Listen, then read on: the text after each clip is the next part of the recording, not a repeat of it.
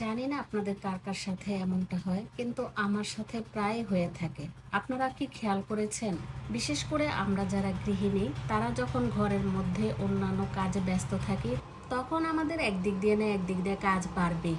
এই যে ধরেন সকাল থেকে শুরু করেছি, সকালে নাস্তা না খেয়ে আমি দুপুরের জন্য আয়োজন করা শুরু করে দিই। যেটা যেটা রান্না করতে হবে সেগুলো কাটাকুটি করে তারপর আমি সকালের নাস্তাটা করি। প্রায় সময় আমার এটাই হয়, আমি অনেক দেরিতে নাস্তা করি। এর মধ্যে আমার তরি তরকারি যা আছে সব কিছু কাটা বাছা ধুয়ে কমপ্লিট করে রাখি, তারপর শুধু রান্নাটা বসাই দিই। আসসালামু আলাইকুম, আশা করি সবাই ভালো আছেন। আলহামদুলিল্লাহ, আমিও আপনাদের দোয়ায় ভালো আছি। সকালের চা নাস্তা খাওয়ার পর আমি এদিকে দুপুরে রান্না বান্নার আয়োজন শুরু করে দিলাম। আমি আজকে করলা ভাজি করব, সবজি রান্না করব, আর গতকালকে মুরগির তরকারি রান্না করেছিলাম। গতকালকের মুরগির তরকারির ডাল ছিল, আর আজকে শুধু সবজি আর করলা ভাজি করলাম। আমার ছেলে সবজি খেতে চায় না, সবজি করলা ভাজি এগুলি খেতে চায় না, তার খুব পছন্দ ডাল আর হচ্ছে মুরগির তরকারি। তো এই কারণে ভাবলাম যে আজকে বেশি কিছু করব না, মুরগির তরকারিও যেহেতু আছে, ডাল আছে, তাহলে আজকে আমাদের দুইজনের জন্য সবজি আর করলা ভাজি দিয়ে হয়ে যাবে। তো আমি যেভাবে সবজি রান্না করি সেটাই এখন আমি আপনাদের সাথে শেয়ার করছি। এই যে দেখছেন, আমি আগে সবগুলো সবজি নিয়ে তারপর সব ধরনের মশলা দিয়ে দিলাম, তারপর আমি সামান্য একটু পানি দিয়ে এখন আমি চুলার জালটা দিয়ে দিব।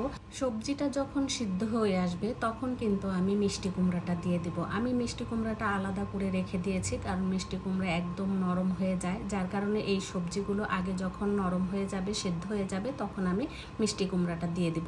এর মধ্যে দেখি যে বৃষ্টি এসে আমার তো কাজ বাড়ায় দিয়েছে। এই যে যে একটা অবস্থায়, এই চিপাটার মধ্যে পানি এসে আমার কিন্তু সামনে একদম চিপার মধ্যে আমার চালের ড্রাম, সেই ড্রামের মধ্যে পানি আসছে। এদিকে ফ্রিজ, এদিকে ওয়াশিং মেশিন, সব কিছু আমার একেবারে পানিতে ভরে গেছে।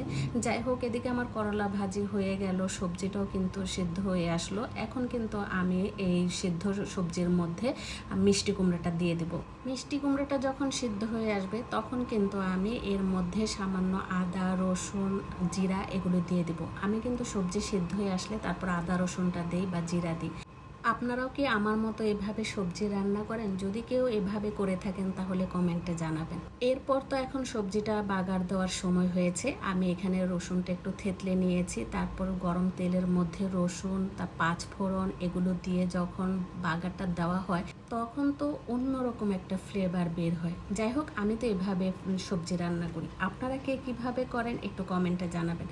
তো দুপুরের আমার সব রান্নাবান্না যখন শেষ হয়ে আসলো, দুপুরে খাওয়ার সময় হয়েছে, গোসল সেরে তারপর আমি খেতে বসেছি। এই ছিল